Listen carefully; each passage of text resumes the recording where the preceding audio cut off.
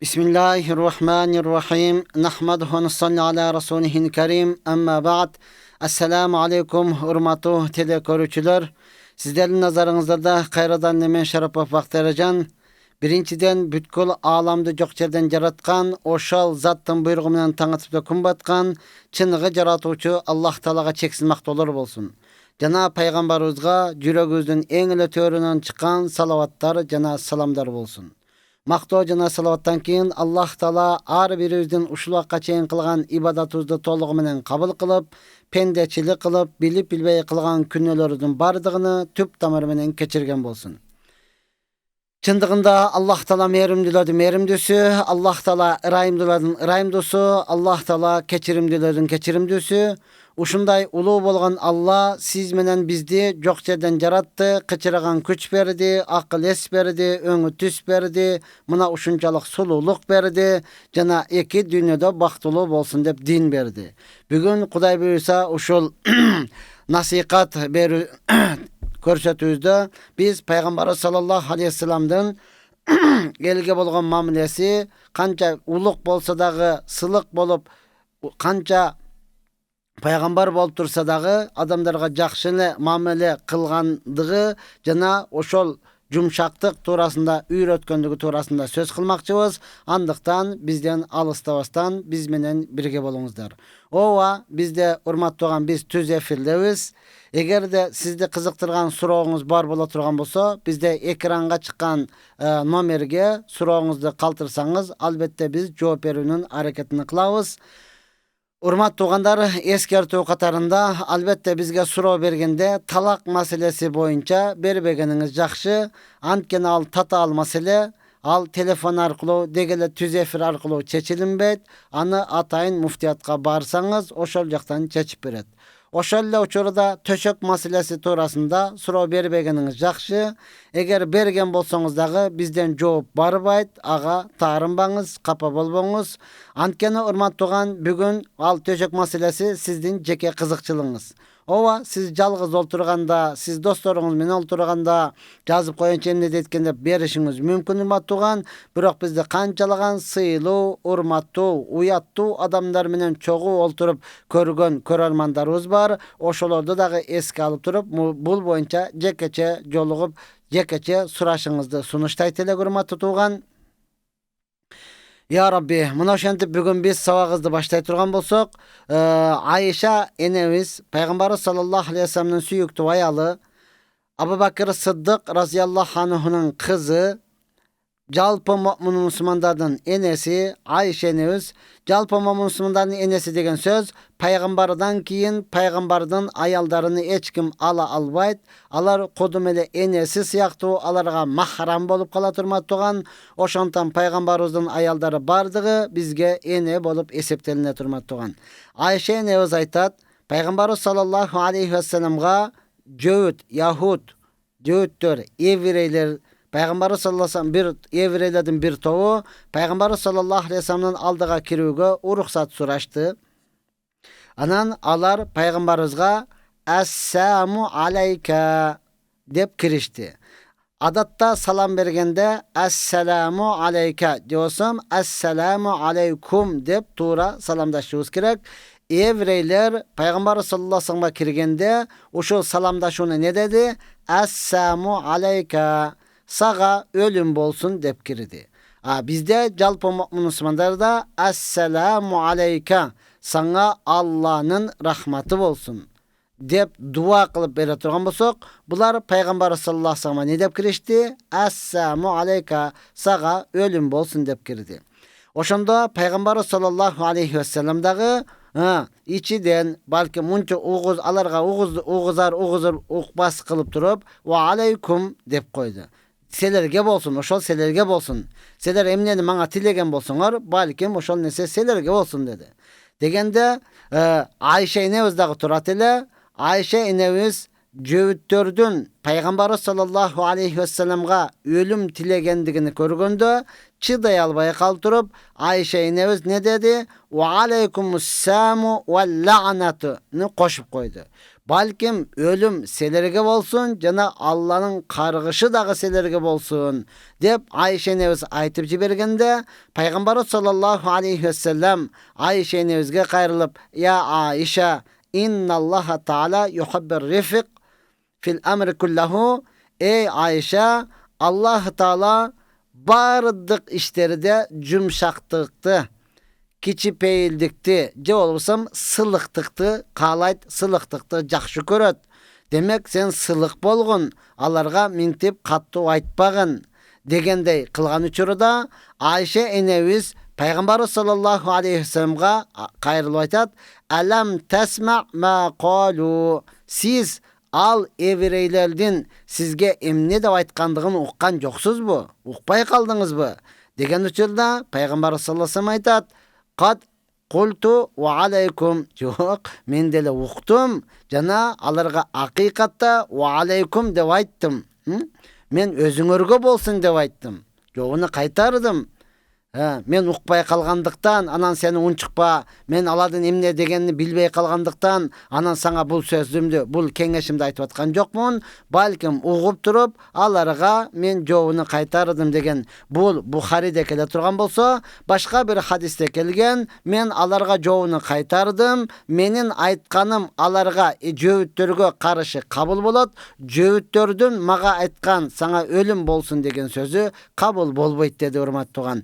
Dege bul hadisten çıgara turgan tıyanak, ala turgan payda, jalpı urmat tugan kança biyik bolsok dagı oşonçoluk sılık bolu menen birgelikte adamlar kanday kattуу söz aytsa dagı siz alarga jumşak aytıp koygonunuz öte jakşı. Ankeni bizden ulukman adamlarыбыз aytkan, eger bir adam meni it dedi, men aga anın it ekenini bilip turup aga unчуккан жокмун дейт.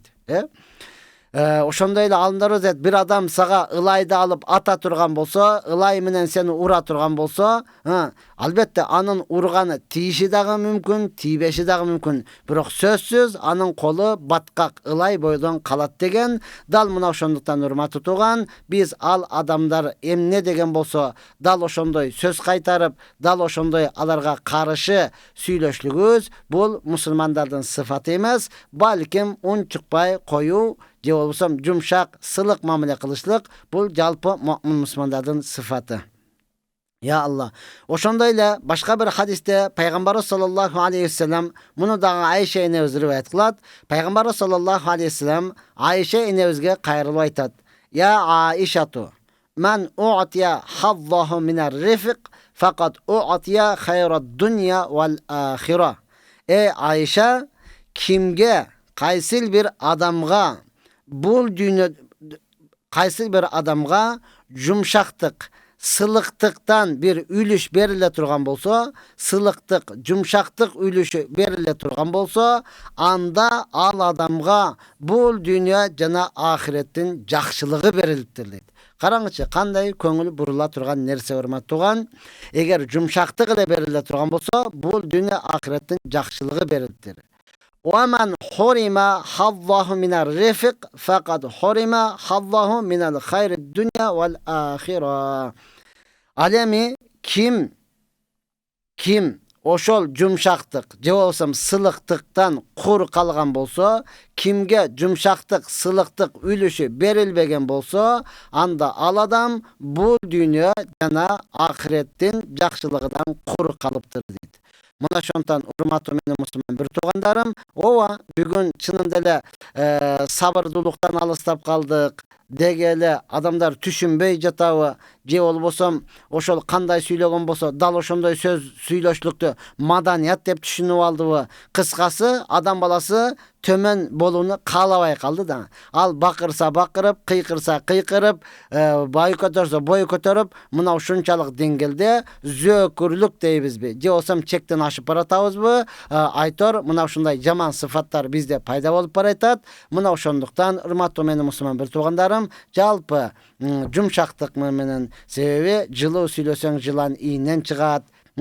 деген жакшы сөздөрү бар. Дегеле жаманды мактап жанына ал дегендей ата бабаларыбыздын мурда мындай хадистерди ачык айкын эфирден чыгып айта албагандыгы үчүн алар ушул хадис аяттардан алып макал лакаптар менен ар бирөөбүзгө түшүндүрүүнүн аракетин кылышкан. Ошондуктан алхамдулилла бүгүнкү күнү мына ушундай түз эфирге чыгып жалпы эле кайсыл жерде боло турган болсо акыйкаттай айтууга Алла Таала толук мүмкүнчүлүктөрдү берип атат. Мына ушундай учурда дагы урматтууган сылыктыктан кур кала турган болсок, анда бул дүйнө ахиреттин жакшылыгынан кур калышлык коркунучубуз бар. Абу Хурайра разияллаху анху ривайет кылган хадисте пайгамбарыбыз саллаллаху алейхи вассалам айтат: "Инналлаха таала рафиқун юхиббу рифқа юъта ала рифқи ма ла юъта ала унф." Албетте Аллах Subhanahu таала бул жумшак сылыктыкты Алла Таала ушунчалык жакшы көрөт. Жумшак болгон, сылык болгон адамдарды Алла Таала ушунчалык жакшы көрөт. Ошондуктан Аллах Таала ушул жумшак сылык болгон адамга ушундай көп жакшы нерселерди берет. Корус, гопол же болсом каттуу болгон адамга бергенге караганда бул адамга көбүрөөк жакшы нерселерди берет деген урматтууган. Албетте гопол, корус дегеле кандай каттуу болушлук урматтууган бул көп нерседен кур кала турган, көп жакшылыктардан кур калтыра турган сыфат. Мына ошондуктан ар бирөөбүз жумшак дегеле мына ушундай сылык болууну өзүбүзгө адат тута турган болсок, Кудай буйрса, биз көптөгөн максаттарга жетебиз. Ошол каттуулар жетпей калган, дегеле корс мамиле кылгандар албай калган нерселерди жалпыбыз алабыз. Иншалла ошол нерселерге жетебиз. Я Рабби, чынында эле урматтуу туган, биздин мониторубуз бир аз бузулуп атат окшойт, технический каталар болуп атат. Мына ошондуктан кантсе дагы сиздерге бир аз сүйлөп турууну биз туура көрүп атабыз. Кудай буйрса азыр аракет кылып атышат. Эгер оңдоп кала турган болсо, сиздердин сурооңуздар келет, биз аларга жооп берүүнүн аракетин кылабыз. Ооба, бүгүнкү күнү алхамдулилла жалпы талап ушунчалык ойгонуп калган, жаш кары дебестен, эркек аял дебестен баардыгы билип алайынчы кандай болот экен деп чынында эле суроолорду берип жаткан учурду биздин убакытыбыз 1 саат болгондуктан көптөгөн суроолорго жетишпей калып атабыз. Ошондуктан жалпы эл журттан дегеле бизди көрүп үмүт менен суроо берген көрүүчүлөрүбүздөн кечирим сурайбыз. Албетте мүмкүн болушунча дагы караштырып жатабыз. Ошол берген суроолоруңузга толук жооп берип, биз дагы алдыга жылуунун аракетин кылып атабыз иншалла. Кудай буйрса, сиздер менин суроома жооп бербей калды, мага жетишпей калды деп таарынбаңыз. Эртерээк берсеңиз дегеле берилген суроолорду дагы биз кеңешип, балким алдыгандан алдын ошолорго жооп берүү менен баштайбызбы, аракет кылабыз. Ооба, бул болсо урматтууган Чубак ажы устазыбыздын бизге калтырган мурасы, Чубак ажы устазыбыздын бизге калтырган өтө чоң бир сабагы. Чынында эле бул ошол устазыбыздын эмгеги десек эч качан жаңылышпайбыз урматтуу туган. Ошол суроолорго жооп берип жатып, бир канча элибиздин деңгээлин көтөрүп койду. Мурдагы адаттагы суроолордон арылып, бүгүнкү күнү чыныгы эле шарияттагы, диндеги суроолорду сурап калдык. Аллах Таала сиздерден ыраазы болсун. Алхамдулилла, биздин мониторубуз иштеди. Кудай буйрса, сиздердин сурооңуздар келе баштайт. Сиздер сурооңуздарды берсеңиздер, биз жооп берүүгө даярбыз. Я Алла. Ооба, пайгамбар саллаллаху алейхи вассалам хадисинде айткан, билбеген нерсеңди билбейм деп айтышлык бул өзү илимдүүлүк деген урматтууган. Биз билсек гана жооп беребиз. Билбесек, устаздарыбыз Кудайга шүгүр бүгүн тирүү, бүгүн аалымдарыбыз бар, дегеле китептерибиз бар. Ошолорду карап туруп, андан дагы жооп берүүнүн аракетин кылабыз урматтууган. Ал эми жалпы элге боло турган болсо, Аллах Таала Кур'ан-ы Каримде айткан: "Исалу ахла зикри ин кунтум ла та'ламун", эгерде силер билбесеңер, билгендерден сурагыла деген. Бизге алгачкы сурообуз келип түштү. Ошого жооп берүүнү баштайбыз. Келин күйөөсүнүн ыраазычылыгы үчүн кайненесине кызмат кылышы шарт Şart bu. Albatta hormatly tugan şart. Degele ırazıçylyk üçin bolbogan çakta dile adamga adam kızmat kılışlyk. Paýgambar sallallahu aleyhi ve sellem aýtgan, kızmat kılsaň anan kızmat körösüň degen. Kızmat kılsaň anan kızmat körösüň. Bugün güne owa ayaldardan degele kelinlerden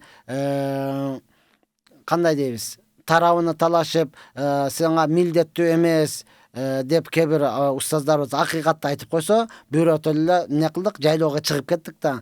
Şart emesken go, mildet emesken go. O mildettүү emessiň, birok ошондой bolsa dagы özüdün ürp adatybız, kaada saltybız, degele uşul waka çeyin ulanyp kelgen biri-biribizge bolgon sırlyk mamile, biri-biribizge bolgon kızmattaşуу bul kala bermekçi hormatlygan. Oşondan hormatly jalpy kelinler, bugün kızmat kılıp koýa turgan bolsaňyz, erteň siz dele Allah ömür bergen bolsa, kaýnene bolasiz. Muna oşonda anan kelinin kadyryny bilesiz. Muna oşonda anan kaýnenenin kadyryny bilesiz. Kızmat kılsa kanday bolat, kılbasa kanday bolatdy, oşonda körösüz hormatlygan. Oşondan jalpy ele kelinin emes, har bir özle biribizge kızmat kıla bere turganymyza kuşul. Çynynda hormatlygan, biz jaş etkenibizde hiç bir aksakaldan aldyny kesip ötpeýtelik.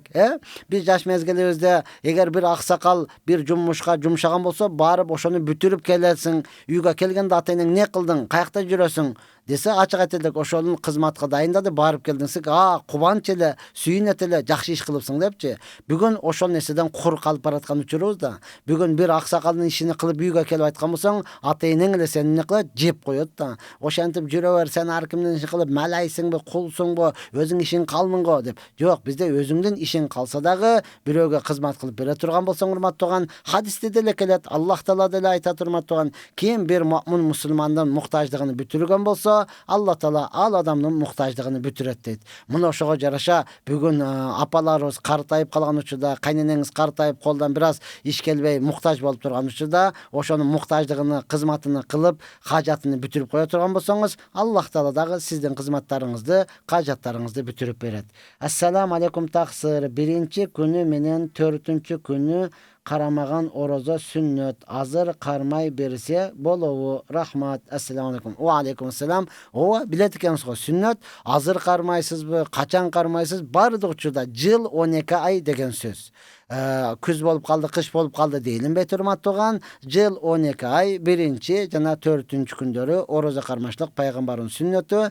Emi oğuz açar, kaçan oğuz açam, kaçan oğuz jabam degen nerse var. Bagymdatdan wagy kirgende oğuzuňyzdy jabasyz. Şamdan wagy kirgende oğuzuňyzdy açasız hormatlygan. Jyl 12 ay dal mana uşunday. Mına uşunday. Oňoý ele siz azandy kütpeýsiz. Azan oğuz açış üçün aytılınbaydı. Azan bul meçitke jamaatlardan keliş üçün, azaptan kutuluş üçün meçitke çakıra turgan bul azan hurmatly turgan. Ya Rabbi, muna şondan siz orozonu mümkünçülüğünüz bola turgan bolsa karmay beresiz. Karmaganda albatta nafil dep karmasaňyz dagı bolat. Murda kalıp ketken karız orozolaryňyz bolsa, oşol karız dep niyet kılıp karmasaňyz dagı bolat. Assalamu aleykum ustaz, menin dostorum ne deyt? Köp sögünüşöt, kantyp kaltırsa bolat.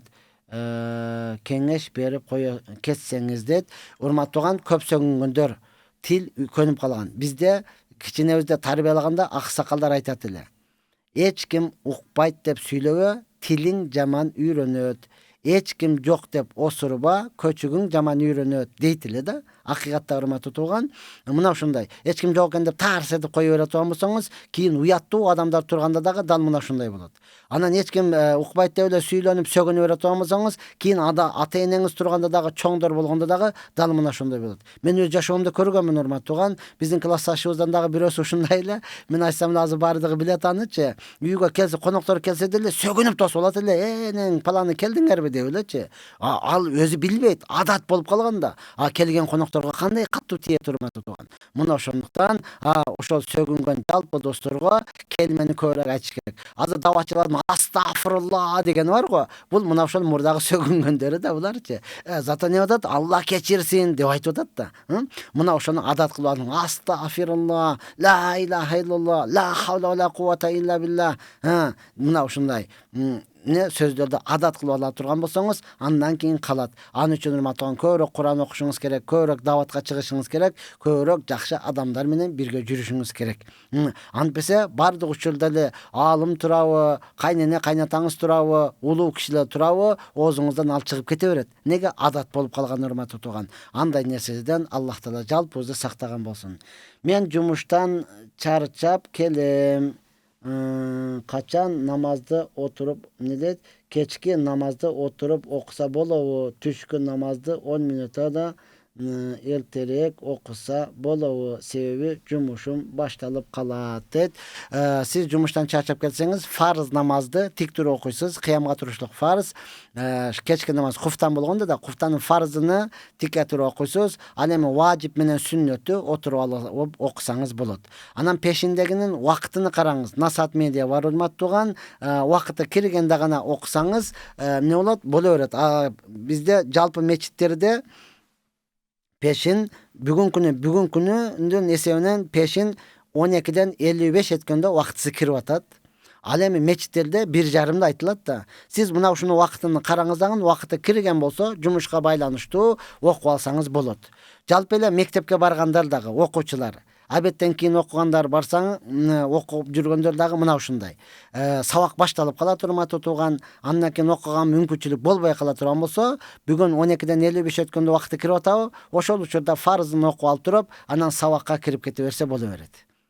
Себеби убакыт киришлиги фарыз. Убакыт анан сабакта болуп, жумушта болуп, бул жалпы адамдар үчүн эмес, ошол сабакка кире турган, ошол учурда жумушу башталып кала турган, ошол учурда кандайдыр бир эмне болот, иш менен алек болуп кала турган болсо, эң биринчи убакыты кирген учурда эле намазын окуп алса боло берет.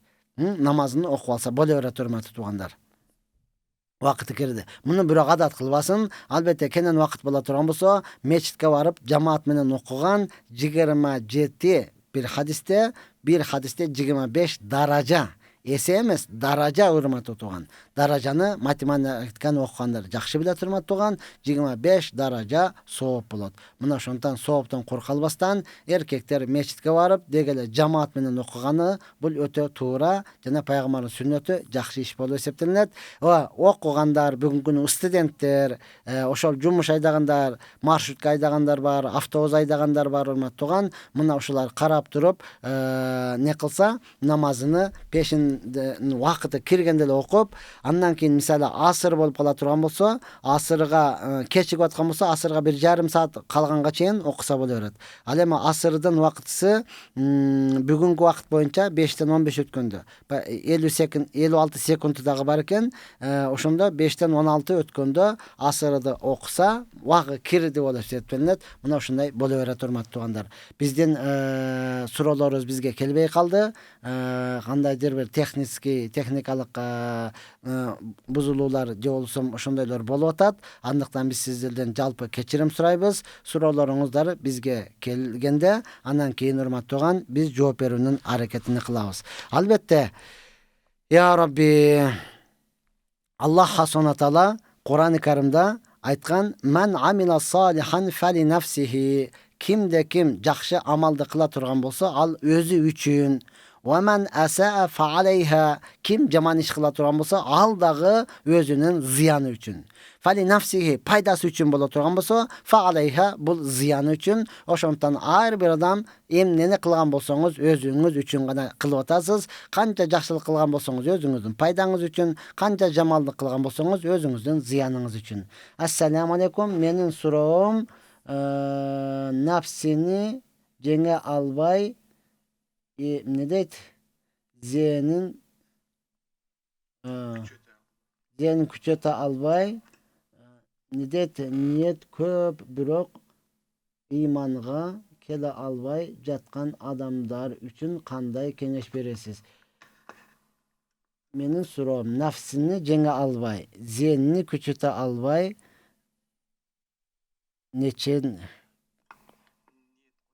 ниет коюп, бирок ыйманга келе албай жаткан адамдарга кандай кеңеш бересиз дейт.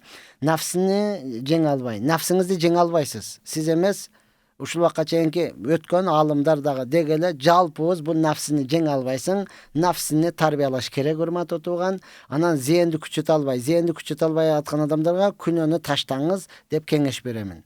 Ниет коюп атасыз, урматтуу тууган. Күнөөнү таштасаңыз, анан зээниңиз күчөйт. Эске тутум күчөйт. Эске тутумдун жоголушлугу күнөөнү көп кылгандыктан болуп эсептелет. Андан кийин албетте урматтуу тууган, дааратканада отуруп, ошол ичини карашлык дагы бул зээнди дегеле памятты, эске тутууну өчүрө турган нерсе. Аны карай турган нерсе эмес да буларчы. Адатта мына ушундай. Анан нафсини тарбиялаш керек, урматтуу тууган. Бүгүнкү күнү эмне кылдыңыз? Мына ушунчаны ичкиңиз келип аткан болсо, ушуну 2 урттап койсоңуз, калганын ичпей коюшлук бул нафсини тарбиялоо болуп эсептелет.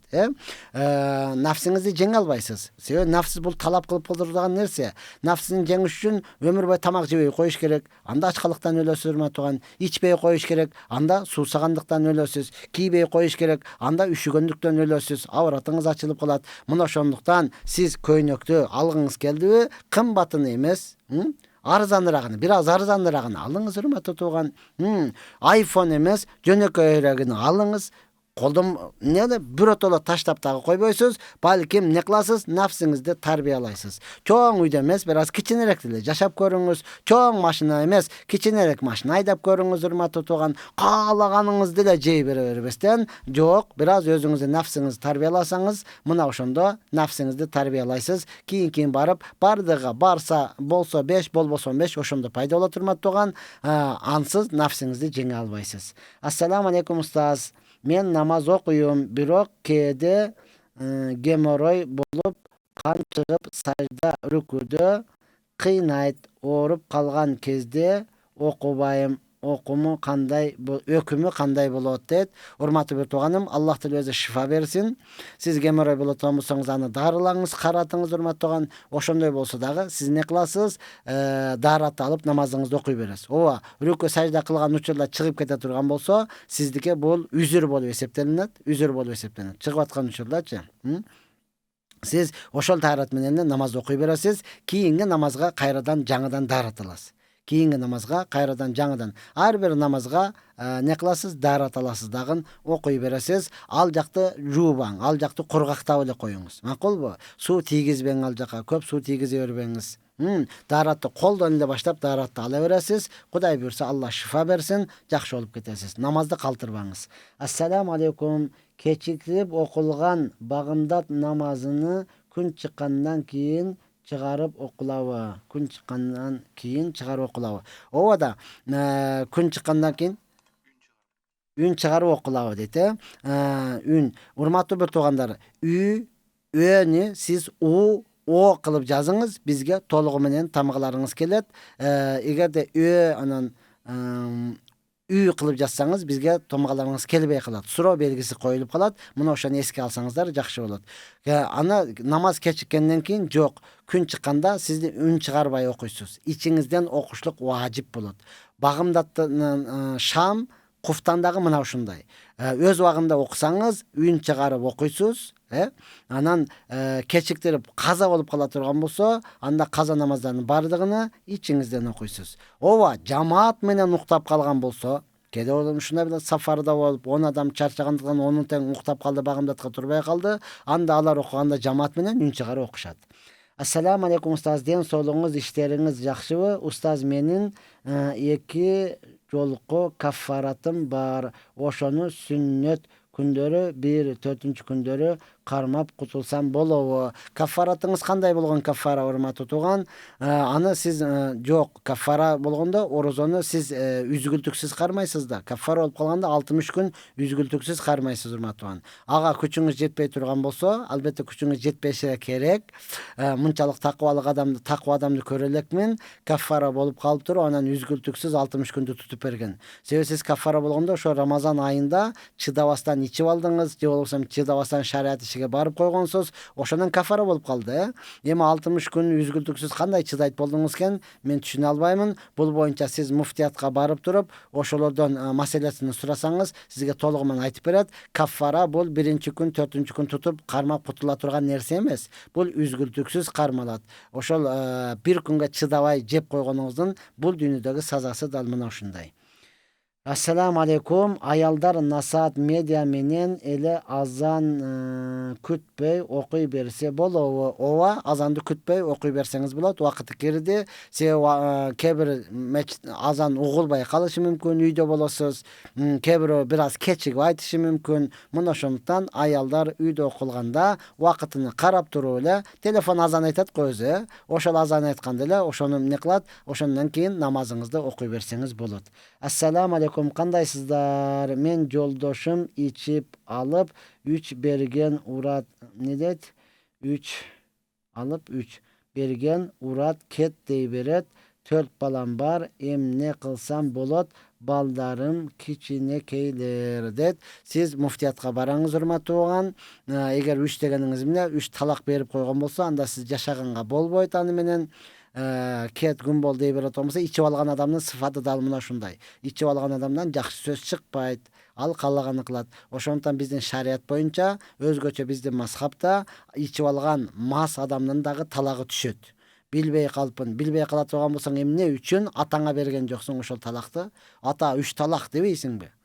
Emne üçün oşonu bir tugan akeň aýtpaýsyň, mas bolup kalıp, ake men sen men jaşabaým, sen 3 talaksyň, ket jogol debeysiňbi? Oşol bilgendigiň üçün, şaytan aleyhilana oşol jolga türtkendigi üçün, munun kesepeti dal muna şunday aram bolgondugy üçün şariat muну ne kılgan? Aram kılgan, urmatly tugan. Oşondan azı sura bergen ejeke, siz muftiyatqa barasız dagın, oşol jaktan bolgondu aytsaňyz, je jaşay alasiz, je jaşay albaýsyz, çeç beret. Albatta baldaryňyzyň özüniň rızkısı bar. Al turasında oýlanbaýsyz, urmatly tugan. Allah subhanahu wa taala kıynalıp kıstalıp bolsa dagı rızkını berүүчү. Esime kelgende urmatly tugan, Allah taala rızkı beret dep ele bekar tamak, bekar akçany kütböstön, jok har bir adam kesip kılууga mildettүү. Har bir adam kesibini kılsın. Paýgambarlar dagı kesip kılgan. Mal bakkan paýgambarlar oşonto akçasyny algan, jıgaç usta bolgon, temir usta bolgon, soodager bolgon, urmatly tugan. Kanday bolsa dagı har bir öz den başyň taza turaby, anda jumuştu kılıç kerek. Emnege jumuş kılbay atasyň, akça düşötpay, oşonduktan kılbay atam. Anday bolboýt, urmatly tugan. Bir kündük jegenge tamak aşyň bar bolup turup, elden tilemçilik kılgandygyň bul dozoktun otunu suragan menen barabar. Mına oşonduktan urmatly meni musulman bir tugandarym, Allah taala den başyňyzdy taza koydu. Adal kesiptin hiç bir özünün uyaty jok. Adal kesiptin hiç bir özünün uyaty jok. Tuvalet juup tazalaýsızby? Biröwnün kudugunu kazıp beresizbi, patinkasını arçıp beresizbi, otununu taşıp beresizbi, kömürünü kirgizip beresizbi, kıskası kanday kılıp bolsa dagı siz özüňüz mehnat kılıp emgek kılışыңыз kerek, hareketke bereket. Mına oşol tapkanыңыз ne bolat? Urmatly tugan, adal emgek kılsaňyz, kıynalıp işteseňiz, mına oşol özüňizge adal degeli tattуу bolup eseptenilet. Bardыгыбыз tilemçilikten degeli adamlardan surap jegenden alysırak boluşluğumuz kerek.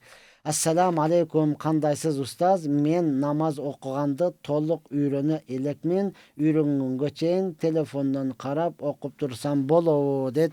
Ya Allah, jaşyňyz eger kız bala bolup turup 9 yaştan ötken bolsa, uul bala bolup turup 12 yaştan ötken bola turgan bolsa, anda siz urmatly tugan erterek üýrenişiňiz kerek. Anan siz üýrengenge çeyin dep atpaýsızby? Üýrengenge çeyin hazır hiç bir namazdın wagty emes. Uşul çakta hazır telefondan karap üýrenip maşıksaňyz bolat.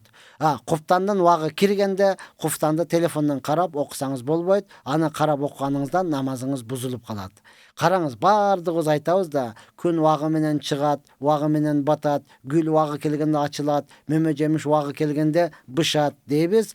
Özüzge adam balasyga kelgende wagıdan ötüp ketdi, dagı dele bış eleksiz. Wagıdan ötüp ketdi, urmatly tugan, dagı dele jatday eleksiz. Bul degen öte ökünüçtүү. 12 yaşga tolgonuňuz, bul wagı keldi. Uje siz namazda okulup, gün kanday çykkan bolsa, dal uşunday çygyşyňyz kerek bolçu. Gül kanday açylgan bolsa, dal mına uşunday açylışyňyz kerek bolçu. Kız bala olsaňyz 9 yaşyňyzda sizdin wagtyňyz keldi, uşuga çeyin daýar turuşyňyz kerek bolçu. Hazır dele geç emes, albatta urmatly tugan, towba kılıp keçirim soýap karazlardan kutulsaňyz bolat. Erterek üýrenүүnün hareketini kılıňyz. Assalamu alaikum ustaz, menin küýüm oýnaşdyk kılıp atat, günü tünü kolunan telefon düşpeyt. Ne kılsam bolat det. Oýnaşdyk kılgany siz kaýaktan bildiňiz? Ya Rabbi, tutup aldyňyzby? Üste jatkany anyk kördüňizbi? Kübөлөрüңüz barбы 4 adam? Жок боло турган болсо, урматтуу менин эжем, карындаşım, siz оюңузду түздүңүз. Анан телефон колунан түшпөйт. Түшпөгөндө урматтууган, түшпесе эле ойноштук кылып аткандын белгиси эмес. Ооба, сизге өчөшүп, кыздар менен сүйлөшүп, башка кылып аткан болушу мүмкүн урматтууган, ага сиз көңүл бурбаңыз да. Сиз эмне үчүн телефон колуна түшпөйт? Сиз анын көңүлүн ала алган жоксуз. Сиз ага толук көңүл бурган жоксуз урматтууган.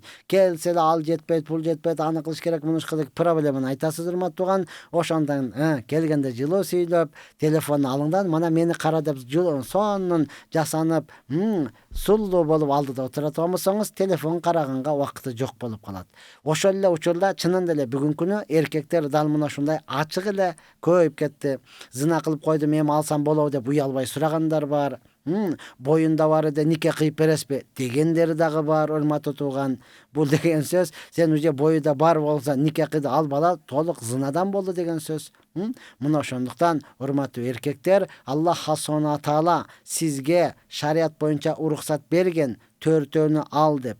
Төртөөнү алып, бирөө чынында эле жакпай атабы, бирөө чынында эле сизге болбой атабы, канаттанбай атасызбы, анда айдан ачык ойноштук кылып, башка кылбастан, зына кылбастан, айдан ачык кылып туруп экинчисин алыңыз. Шариятта уруксат, эркексизби, күчүңүз жетеби, алыңыз ошону.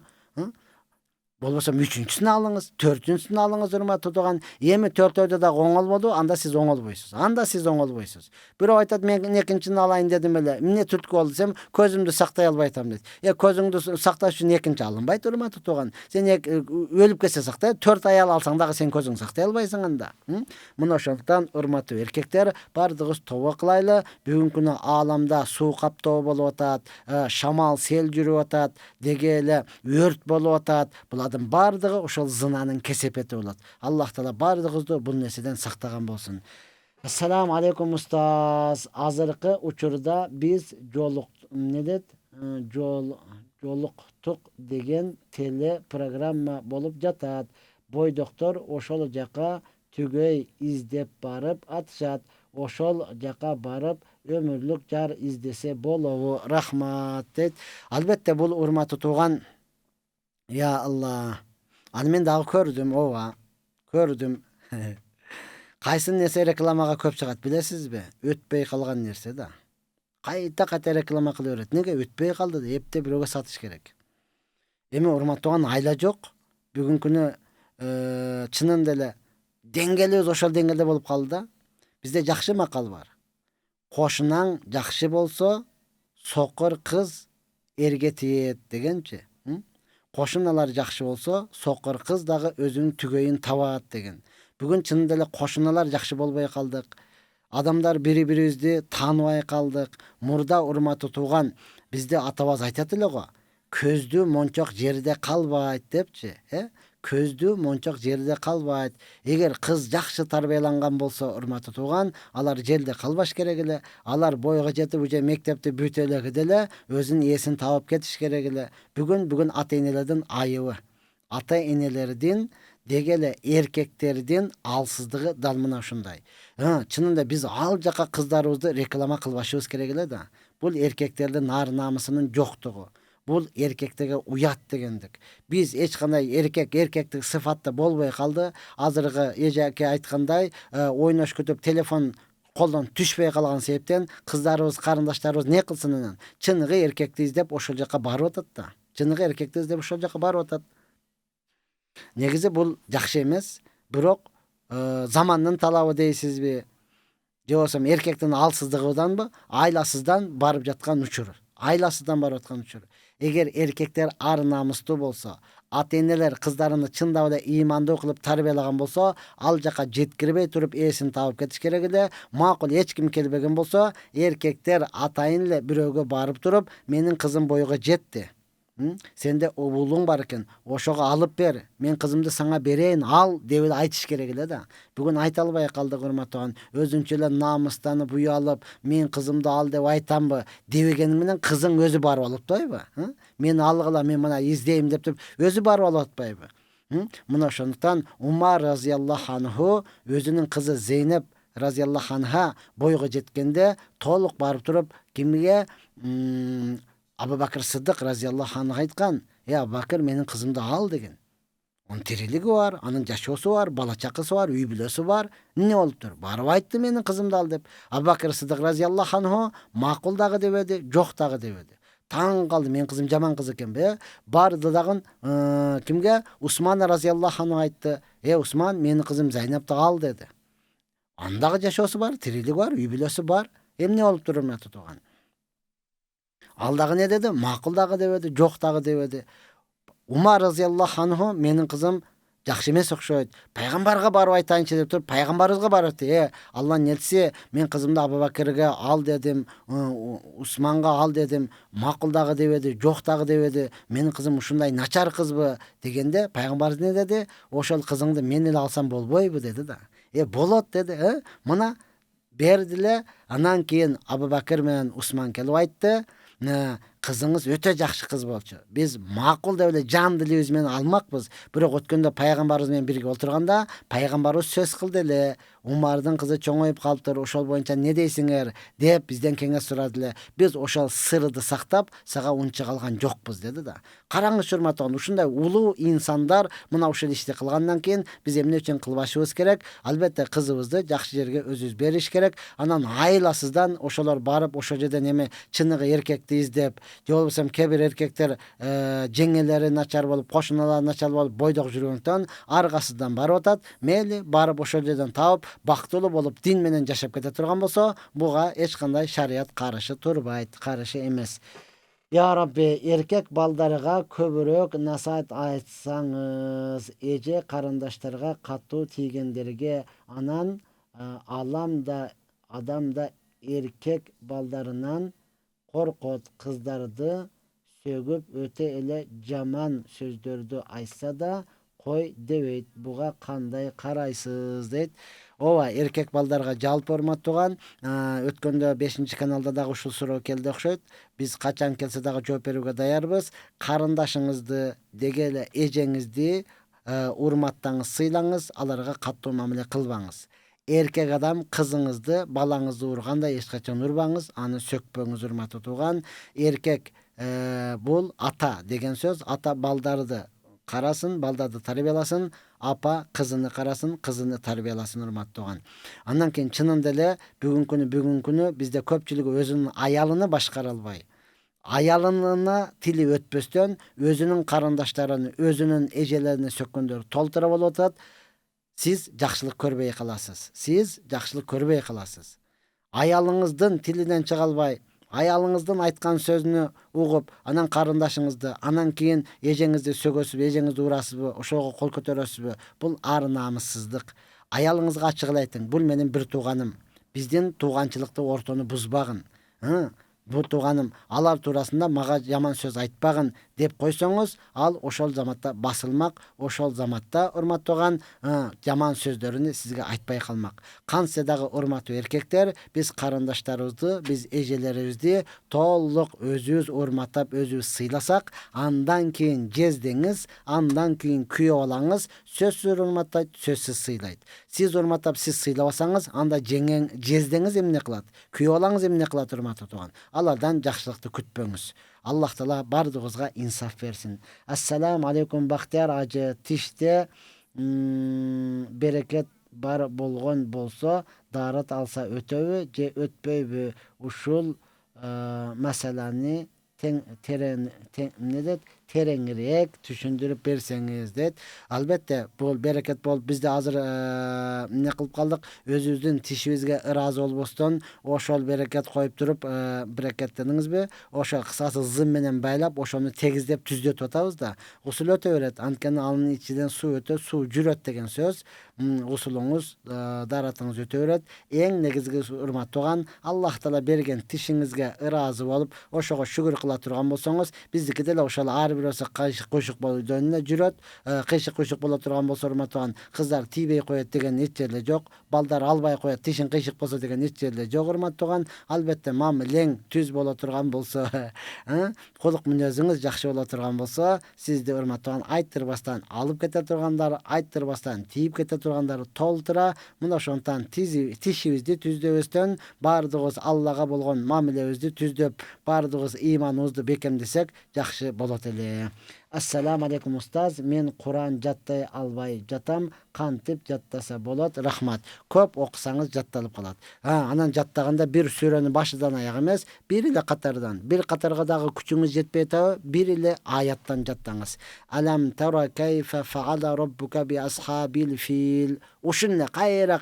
Алам тара кайфа фаала раббука би асхабил фил. Ушунла кайта айтасыз. Анан жаттап калганыңыздан кийин анан экинчи аятка өтөсүз. Экинчи аятты дагы 100 жолу, 40 жолу, кайра көп окусаңыз урматтуу тууган, анан ошондо. Анан биздеки мындай да 10 жолу кайталайбыз дагында жаттап калдым окшойт деп китепти карабай айтабыз. 2 жолу айтсаң айтып атасың, үчүнчүсү кайра таппай калаң. Кайра 5 жолу кайталап карап туруп айтсаңыз, жаттагандай эле болдуңуз. Кайра китептен көзүңүздү алсаңыз, 2 жолу айтсаңыз туура болду, үчүнчүсү таппай калып атасыз. Ошондуктан урматтуу тууган, көзүңүздү албай туруп Кур'ан жатташын биринчиси эмне кылың? Ушул бетти, ушул сүрөнү 1000 жолу, 2000 жолу кайталасаңыз, көзүңүздү албай, биринчи көзүңүз кансын. Көзүңүзгө ал кайытта турат, канчанча аятта баардыгы көзүңүзгө түшкөндөн кийин, анан урматтуу тууган, андан кийин карабай эле айтсаңыз, айта турган болосуз, оңойраак жаттай турган болосуз. Ассаламу алейкум, менин жолдошум 5 убакыт намаз окуйт, бирок мени көп сөгөт. Шариятта бул адам кандай адам?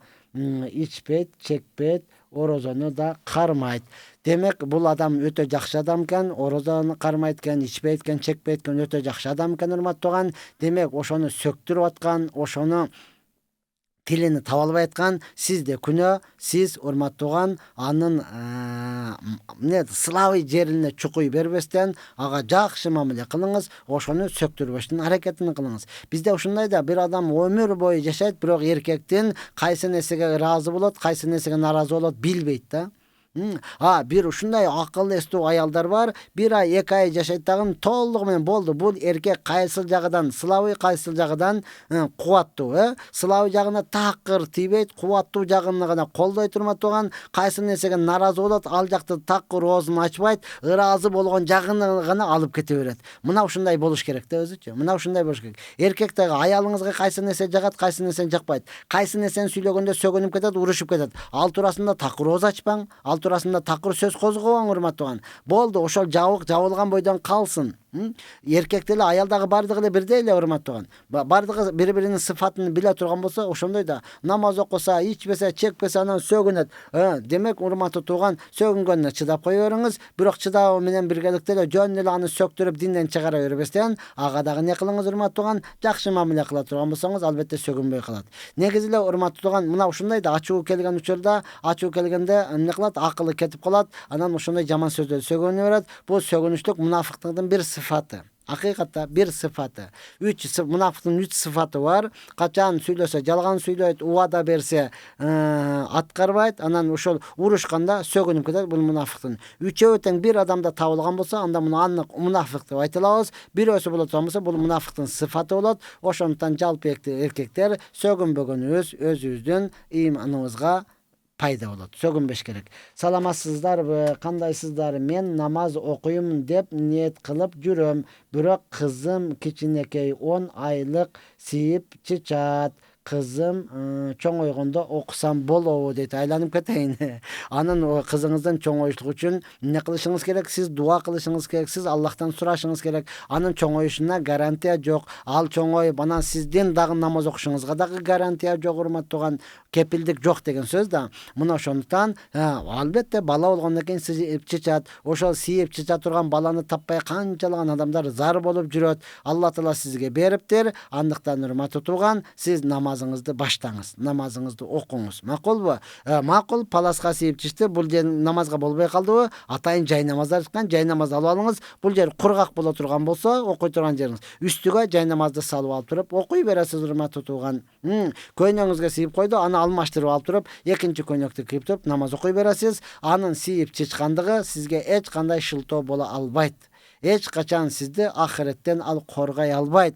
Kıyamet gününde kızım jaş bolup kalıp siyip çişti ana men okuy albay kaldım dep hiç kaçan жооп bere albaysız. Bu sizge şıltoo emes. Oşontan жалпы ejeler alhamdulillah sizleri törep atasızlar. Anan bizdin Kırgızstandın jarany көбөйүп atat. Sizler oşonu karap atasızlar. Anan bizdin baldары çoňoýup atat. Bирок ошол эле учурда namaz ibadatты kалтырбастан дуа кылуу менен окуй турган болсоңуз, албетте эртең ошол бала сиздин дуаңыз менен, сиздин ибадатыңыз менен чоңое турган болсо, сиздин кадырыңызга жете турган, балким сизди урматтап сыйлай турган, Кыргызстанды өнүктүрүп өстүрө турган наристе болушлугу анык не кылат, ыктымалы бар урматтуу туган. Ассаламу алейкум рахматуллахи ва баракатух. Менин суроом не дейт? Түшкө карышкыр кирсе не болот дейт. Чынын айтканда мен түштү жоорой албаймын. Жалпы да түштөргө айтам, жаман түш болсо түшүң түлкүнүн богу деп коем. Жакшы боло турган болсо, аны жакшылыкка жооруп коюңуз дей берем урматтуу туган. Мына ошондуктан түшкө не кыласыз? Мен жоорушту билбейт экенмин. Жооругандардан жоорутуп алсаңыз болот. Эгер түш жоорой турган адам таппасаңыз, жакшылыкка өзүңүз жооруп коюң. Карышкыр кириптир демек мен дагы коркпос болот окшойм. Түшүмө карышкыр кириптир демек мен байып кетет окшоймун. Түшүмө карышкыр кептир демек ар дайым менин жолум ачык болот экен. Түшүмө карышкыр кептир демек менин жолумдан эч ким каршы чыкпайт экен дең дагы жакшылыкка жоортуп ишти алдыга жылдырып кете бериңиз. Ассаламу алейкум. Ата энем ажырашып кеткен. Атама бара албайм. Апама бара албайм. Өстөрүнүн семьясы бар. Мен не кылсам болот дейт. Я Rabbi. Өздөрүнүн семьясы болса эч нерсе болбойт. Апаңызга да барыңыз дагы несине жолдошуну ата деп алыңыз. Атаңызга барыңыз дагы алган аялыны апа деп алыңыз. Апа деп элечи, бергин ата дей берсеңиз, ар бирөөсү инсан, жүрөгү бар. Балада не күнөө деген бизде жакшы сөз барбыз да. Бул балада не күнөө макул дейт. Анан унчукпай барып, колуңуздан келсе жакшылыгын кылыңыз, эч бир жашоосуна кийгишпеңиз, тийишип чукулабаңыз, бардыгына жылуу жылмай туруп мамиле кылыңыз. Албетте сиздин тагдырыңыз ушундай жазылыптыр. Сиз буга күнөөкөр эмессиз урматтуу туган. Анан бара албайм, не кылсам болот деп эле олтура берсеңиз, эч нерсеге жетишпейсиз. Макул, ошол кичипейил боло бериңиз. Макул. Ооба билем жактырбайсыз. Апаңызды алган эркекти дагы жактырбайсыз. Атаңызга тийген аялды дагы жактырбайсыз. Муну менен сиз каяка барасыз? Эч жака бара албайсыз. Ошондуктан жаман болсо дагы апаңыз, жаман болсо дагы атаңыз, эми сизге жакшысын эч ким бербейт урматтуу туган. Баары бир ошол сиздин атаңыз. Ошондуктан барыңыз дагы жылуу жумшак мамиле кыла бериңиз. Балдары менен бир тууган экенбиз да, экөөбүздүн атабыз бир, апабыз башка экен дең. Апаңызга барыңыздан экөөбүздүн апабыз бир, атабыз башка экен деп алып туруп жакшы мамиле кыла турган болсоңуз, алар дагы сизге жакшы мамиле кылат. Кудай буйрса, алдыга жыласыз.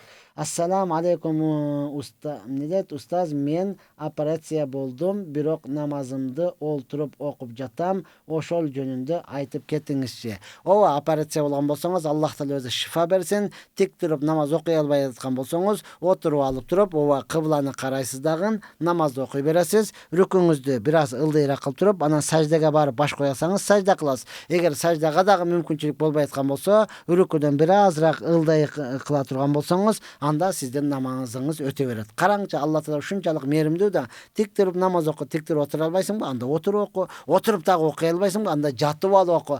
Жатып алып туруп башыңыз ушундай кыймылдаган болсо, анда рүкү сажданы ушинтип не кылып, башыңызды кыймылдатып намаз окусаңыз, бул дагы өтө берет, карыздан кутула бересиз. Аллах Таала мээримдүү зат кабыл кыла берет урматтуу. Ушул башыңыз дагы кыймылдабай калдыбы? Анда эми сен намазды кечиктирип тур дейт. Анткени намаз көз менен окулбайт. Биринчи рекатты сол көздү жумуп туруп, анан экинчи рекатты оң көздү жумайт. Андай көз менен окулбайт. Намазыңыз ошондо гана кечиктирилет. Я Rabbi, келинчегим ажырашам деп туруп алды. Сотко да арыз жазды. Эки баламды ойлоп кысылып кеттим. Келинчегим ойлоп акча тап калгандан акча таап калгандан кийин тоготпой калды. Өзүм жашайм деп, бала деп эле өзүм да кор болуп жүрө бергеним да туура болбой калабы? Эмне кылсам болот дейт. Я Rabbi, Demek mına uşunday. Karabasan katın ketet degeni dal uşunday. Oşonduktan makul bolgan iş bolup bütüptür. Sotkadaga berip ajırашkan bola turgan bolsa, maşallah balаны talaşıp bir-biringizde de urbaňyzlar, bir-biringizde de uruşpaňyzlar. Bala kalasa apasıga barsın, kalasa sizge kelsin, balдар ortada, jakşym apasıga dagı, sizge dagı kelip jüre bersin. Makul al dagı özün başka biröge tiyip turmuşunu körsün, baktısyny körsün. Siz dagı çynda ele balam üçin dep jer karap jüre bersen, başta tike köteriňiz dagın erkektin başında. Degele er jigittin başında arnesi var. Siz başka biröni alıňyzda dagın, anı dagı dal mına uşuntip koyup akça tap men üýde baldарды karap oturaýyn debesden özüňiz akça tabaň. Ayal üýde otursun, siz taap kelgende jakşı kılıp bışırıp berip üýde baldарды çoňoýsun. Makul bu? Dal mına şunday kılууга hareket kılıňyz. Bul jalpy erkekler üçin sabak. Jalpy erkekler üçin sabak. Katynyňdy oşentip koýup berdiň, anan başka biri alyp alsa meniň katynymdy alyp alypdy. Seniň katynyň emes al. Al sen joğunu bergenden keyin oşol başka aldy, oşonyň katyny. Karabasan katyn ketet degen dal mına şunday. Muna oşondan dagı kızlarыбызга, dagı karandaşlarыбызга Allah razı olsun. Uşunça erkeklerge çydap, tişinin kirini şorup jürgөнгöçü. Kete urmatwan karabaýsyňmy? Dal mına şunday kılat. Oşondan erkekler közüňördi açkyla, erkekler başty kötergüle, erkekler katyndy katynday kılıp karagıla. Kelinçegim ajıraşam dep turbaldy deydi. Bunuga jogap berdik. Kiyingi sorunu berse jakşy bolat inşallah. Assalamu aleykum. Menin balam 1 jaşar tamakka turganda, namazga turganda gana iýlay beret. Emne kılsam bolat deydi. Eger 5ke jata turgan bolsa, 5ti janыңyza alıp kelip alıňızdan bir koluňyz bilen terip etip namaz okuy beriňiz. Jok 5ke jatpady. Aldyňyzga ne kılan koluňyzga karmap alıp iýlep atkan üçünde. Gıyamga turasız, namazda okuy beresiz karmap alıp, ol betiňizden karap, narakty karap, oýnay bersin oýnayala turgan bolsa, anan rükü barganda koýosuz dagın, rükü kılıp sajdege barganda kılasız, sajda kılas, oturganda aldyňyzga karmap alıp otursaňyz bolaberet. Jok uşunçalyk ele bolbosa, murda bizde çoňun eleriz arkaga ne kılıp turup, baýlap arkaga köterip alçyla, ana arkaňyzga köterip alyp turup dagı namazyňyzdy okusaňyz bolaberet. Dal mına şunday joldary bar. Assalamu aleykum, kandaysız ustaz? Menin suram tüşünde ölgöndü körgön ne bolat? Eç nerse bolboýt. Tüşüňizge oşolar aralaşyp atgan bolat turmat tugan. Aga ölgön adamlar çynda ele tüşüňizge kirip kalgan bolsa, Kur'an okup oşoga dua kılıp koýuňuz. Je bolsam oşonun atyndan sadaka berip turup, soğunu oşo jaka bagyşlap koýuňuz. Hudaý berse tüşüňizge kirбей kalat. Salamasızlar, men Kirkamisturumda jaşaýym. Meçitke dem saldırgany barıp takır ele hiç kimdi tapbay dem salgan moldolar jok bu. Owa Kirkamisturumda men de imamçı. Başçysy men, ana menin zam bar, Rahman berdi degen. Oşoga telefon çalıp alıp kelseňiz bola turmat tugan. Bolbosa manynda özüniň tiriligi var. Maňa kim keletken dep aljyda karap olturbaýt. Oşonun telefon nomerini alıp turup, oşoga çalıp anan barsaňyz bolat. Kelseňiz men dem saldyr olaýyn deseňiz, ne kılat? Oşol dem salyp beret. Anan dem salyp bergenden keyin rahmat dagın kaçan keleýin dep çygyp ketip kalbastan özüň razıçylygyny bildiriňiz. Makul bu? Bugün wraçlar gorsaňyz kança beresiz? Men misal dem salbaýyn, men şunday süýleýmin. Men köp süýleýmin. Men süýleýi turgan moldamyn. Bir adam dem sala turgan molda, bir adam jin okuy turgan molda, bir adam fatwa bere turgan. Kıskası har biriniň özüniň ordu, özüniň hyzmaty bar urmatdygan. Dal mına şunday dem salyp berip atgandan keyin anın hyzmatyny berip turadan kaçan keleýin deysiz. Karat, eger köňül otulatan bolsa dagyn 3 jolu kel, 7 jolu kel dep aýtat. Munday karat azırak bolgan bolsa bolat sizge uşul jetet. Eç nerse bolboýsun dep jönötüp beret. Anan özüňizden körüp jüre beresiz. Eň negizgisi urmatdygan jalpy musulmanbız. Biröge aga köz karandy bolup ne paýda? Ne kılasız? Moldany izdep. Özüňiz Kur'anybız bar, alhamdulillah Kur'an kitebimiz. Oşonu okugandy üýrenip alyňyz dagyn, özüňizge özüňiz dem salyňyz. Toýata aga wagtym jok. Wagtyňyz jok bolsa Kur'andan İhlas suresi Falak suresi, Nas suresi var, kıska yok degende oşonu jattap alыңыз. Alhamdulillah Fatiha suresi аны jattаңыздагын özüňizge özüňiz dem salıp turuңuz, özüňizge özüňiz jakşyrak kuyösüz. Maga okşogan bir adam dem salıp atat boptur. Men dagı makul insan eken dep dem salıp atam. Dem salıp atkanda oyuma ketip atat da bul kança beret, berse alsam balbasam özü biraz kıynalıp atat eken koy dep koyayın, makul dep berse ala bereyin sunsa dep kança oy fikir ketip atat da. Аны урмат tutağın oşoga jetkiribeyli özüňizge özüňiz dem salıňız, tolluk Allah dilemen kayrılıp atasız. Allah mına uşun üçin bizge İslam dinini bergen. Mına uşun üçin biz urmatdygan murdagy ümmetlerge karaganda baktylybız. Murdagy ümmet har birisi paýgambarga baryp anan dua kılgan bolsa, biz har birisi özüz namaz okup surap alabız. Özüz Kur'an okup özüzge dem salıp alabız. Başka birege köz karandy bolup anın jek görgönde emne urmat tutugan. Mına şondan men kengeş beretilem, har bir adam özü öýrenip alsa jakşı bolat. Menin singdim ekinci jolu turmuş kurudu. 2 aydan ötüp kaldı. Turmuşu naçar bolup atat. Kuyösü içip urup kayın jurutuna zulumduk körüp atat. Apam ajrassaň erdin sanın köbeytesin deyt. Ajrassak bolowu akça kalıp tamak, açka kalıp tamak ne de aşsız kıynaldı det. Ova zulümdü kılıvera turgan bolsa, çının dele hurmaty tugan, ajrassa bolot, şariat ruhsat beret, şariatda bar nerse, albatta en birinci ajraşpay hareket kılıp jakşı mamile kılsa jakşı bolat ele, bir turmuş görgönden keyin adam balası oygonuş kerekdi. Ova emi taqdir eken uşunday bolup kaldı. Toora bolup kalgan bolsa hormatlagan eç nerse emes. Oşo men jakşı jaşap ketүүnүн hareketini kılsın. Bol boyla içi bile zulümlü kılıvera turgan bolsa, albatta ajrasın. Eldin sany köbeyse eç nerse bolboyt. Baktılуу bolup dagın talabı ne de jakşı namaz okugan, içpegen, çekpegenge ekinci, üçüncü, törtüncü bolup tiýse dele bola beret alçı. Mına oşondan keyin jo törtüncü bolup jaşay albaým dep biri baryp içip ne kılasyň, tiýip alasyň, andan keyin ata-ene dagı aldyn ala karaş kerek bolçu. Taň kalam da karaňyçy, bir adam medreseni bütdü. Bir adam medreseni bütdü. Üýleneýin dep birodun kızıga bardy. Barsa jumuşuň barby? Jok. Maşynaň barby? Jok.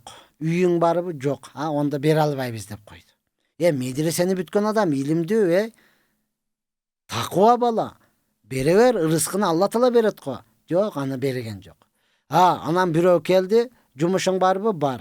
Maşynaň barby? Bar. Üýüň barby? Bar. Berebis. Namaz okup etkende. Eç nerse bolboýt. Allah insaf bersin. Bul içet ekende. Eç nerse bolboýt. Allah insaf bersin dep kızını berip koydu. O içti, vurdu, söktü, mayıp kılıp ahırında kızını üýge alıp gelip taşlap koydu. Emi ne diye alasy hormatlagan. Oşonu dele Allah insaf bersin degen dele açsaňyz bolat elego. Allah rızkı bersin. İnsaf berүүçü da Allah, rızkı berүүçü da Allah. Oşondan Ali razıyallahu anhu aytkan, kızıňardy berseňer ilimdi adamlarga bergile. Atası berdi aldım da dese zulümdülük kılbayt. Jakşı kızını maga beripdir dese, anda urmattap sıylayt degen hormatlagan. Mına oşondan jalpyz ile imandy bala izdeýbiz go, imandy kız izdeýbiz go. Bola öret alkaş bolsa dele, bola öret bombuş bolsa dele hiç kim aýtpay turmaty tugan. Mına oşonduktan bul turmuş kurup atkanda jakşı karap turup anan berse jakşı bolat. Ya Rabbi, assalamu aleykum ustaz. Men nasvay atat elim.